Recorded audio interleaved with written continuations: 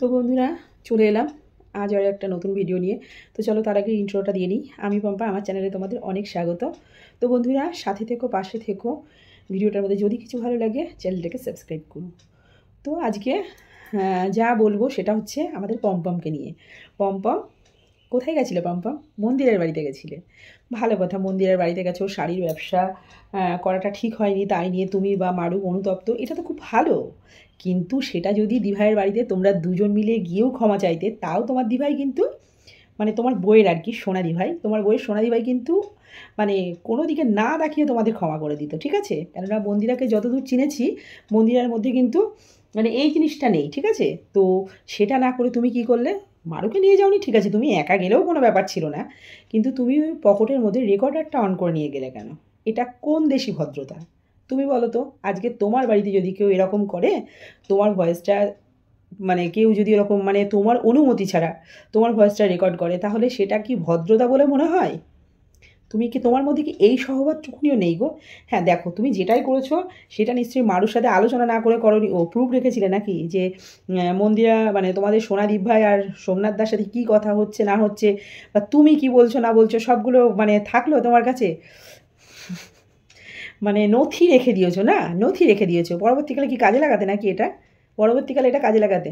তবে রেকর্ডিংয়ে যা শুনলাম তাতে মন্দিরা কিন্তু একটাও খারাপ কথা বলেনি, মন্দিরে যথেষ্ট ভালো কথা বলেছে যে তোমরা শাড়ির ব্যবসা করছো না তো কেউ না করতেই পারো, এটাও বলেছে। তারপরে এটাও বলেছে যে না ঠিক আছে, তোমরা হচ্ছে ইয়ে করো, চুড়িদারের ব্যবসা করো, কুর্তি তোলো, এগুলো তো অবশ্যই। তো মন্দিরা বেশ ভালো করে বুঝিয়ে দিয়েছে যে শাড়ি ছাড়াও তো আরও অনেক কিছু আছে, তোমরা সেগুলো নিয়ে ব্যবসা করো। তো সেগুলো না করে শাড়িটাই তোমাকে করতে হলো কেন? টেক্কা দিতে গেছিলে? টেক্কা দিতে গেছিলে, হ্যাঁ? যে দিদিভাইয়ের ব্যবসা এত ভালো চলছে, তাহলে তো আমার ব্যবসাও খুব ভালো চলবে, তাই টেক্কা দিতে গেছিলাম। আরও চালাকিটা একটু কম করো, বুঝলে? চালাকিটা কম করো।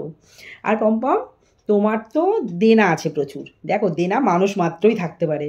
তো যখন এত দেনা, তাহলে তুমি তোমার ওইখানে ছেড়ে রানাঘাটে আসলে কিসের জন্য? ও মন্দিরার ছত্রছায়ায় থাকবে বলে? মন্দিরার ছত্রছায়ায় থাকবে বলে ভাবলে ওই তো একজন আছে, আই বলে ডেকে নেবো আর আমাদের কাছে চলে আসবে, আর ওর মাথা মুড়িয়ে আমরা খাবো দুজন মিলে। তোমার বউ একজন চালাক, তুমি তো আরও চালাক।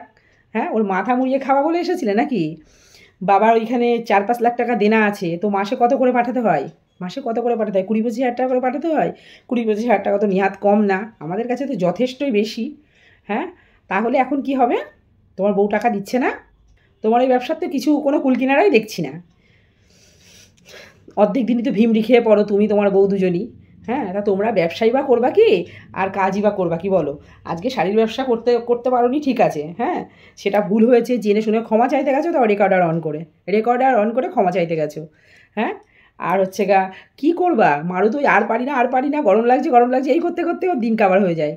ও করবে মন্দিরের মতন পরিশ্রম? কোনো দিনই পারবে না, কোনো দিন পারবে না। তোমার বউ কোনো দিনই পারবে না।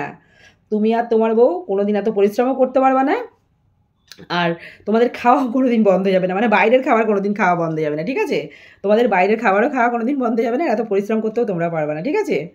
তো তুমি যখন দোকানদারি করতে তখন তো পার ডে 1-1.5 হাজার টাকা করে বেচা কিনা হতো, তো এখন বেচা কিনা কী হলো? এখন বেচা কিনার কী হলো? তাহলে চলে যাও পাততালি গুটিয়ে, তোমার বাড়ির থেকে তোমার বাবা মা জানে, এদিকে মারুর বাড়িতে মারুর বাবা মা জানে, তাহলে তোমরা রানাঘাটে পড়ে আছো কিসের জন্য? এদিকে দিদির ছত্রছায়া মাথা থেকে চলে গিয়েছে, তাহলে রানাঘাটে কেন পড়ে আছো? তাহলে যাও না, চাচা আপন প্রাণ বাঁচা বলে চলে যাও নিজের জায়গায়। তোমার বউকেও মেনে নেবে, ঠিক আছে? তোমার বউকেও মেনে নেবে, তোমাকেও মেনে নেবে, তোমাকে তো মেনে নেবেই। তুমি বাড়ির ছেলে, টাকা পয়সা সবই দিচ্ছ যখন, মেনে তো তোমাকে নিতেই হবে, ঠিক না? তো যাই হোক, এদিকে মারুর সংসারেও মানে মারুর বাবার বাড়িতেও নিশ্চয়ই মারুকে টাকা পাঠাতে হয়, কেননা সেখানেও কিছু লোন আছে, লোন তো কিছু আছেই। হ্যাঁ, লোন তো কিছু আছে। যাই হোক, দুজনে দুদিকে তো লোন টানতে হচ্ছে, তাহলে আর এখানে থেকো না, পাততালি গোটাও গুটিয়ে চলে যাও। আর এত যখন মাথার উপরে ঋণের বোঝা, এত তাড়াতাড়ি বিয়ে করতে গেলে কেন? ও ভাবলে একটা ব্লগারকে, বড় সড়ো একটা ব্লগারকে বিয়ে করেছি, ওর মাসে যা আর্নিং হবে তাই দিয়ে সংসার হাসতে হাসতে চলে যাবে, আমারও লোন মিটে যাবে, না তাই ভেবেছিলে? সেগুলো বালি চাপা দিয়ে দিল নাকি মারু? সেগুলো কি বালি চাপা দিল? হ্যাঁ, হলো না? আর শাড়ির ব্যবসাও হলো না। আরে শাড়ি ছাড়া কত কিছু আছে, ব্যবসা করার মতন শাড়ি আছে নাকি তাই? আরও কত কিছু আছে, করো, অন্য কিছু করো। তোমার তো ইলেকট্রনিক্স প্রোডাক্ট হিসাবে ভালো চলার কথা ছিল, জানি না তুমি কেন চালাতে পারলে না। জুয়েলারি তোলো, জুয়েলারির ব্যবসা করো, আছে তো কত কিছু। একটার ওপরে ধরে বসে থাকলে তো হবে না। ওই কারোর পেটে লাত মারবো, লাত মেরে তার পেটের ভাত নিয়ে নেবো, এগুলো তো ঠিক না। কারোর পেটের ভাত না মেরে কী করে কী করলে কী হয় সেইটা মাথা খাটাও, চিন্তা করো, চিন্তা করে কাজ করো, ঠিক আছে? মন্দিরা যেমন ভালো আছে, তোমরাও ভালো থাকতে পারবা। ঠিক আছে? তোমাদের একটা জিনিসই খুব খারাপ লাগে, তোমরা ওই যে বললাম না, যে পাতে খাও সে পাতে ছেদ করো, এটাই তোমাদের খুব খারাপ। চলো, এদেরকে বলার মতন কিছু নেই, মানে যতই বলি না কেন বলাও কম হয়ে যায়। আজকের মতো এটুকুই থাকলো।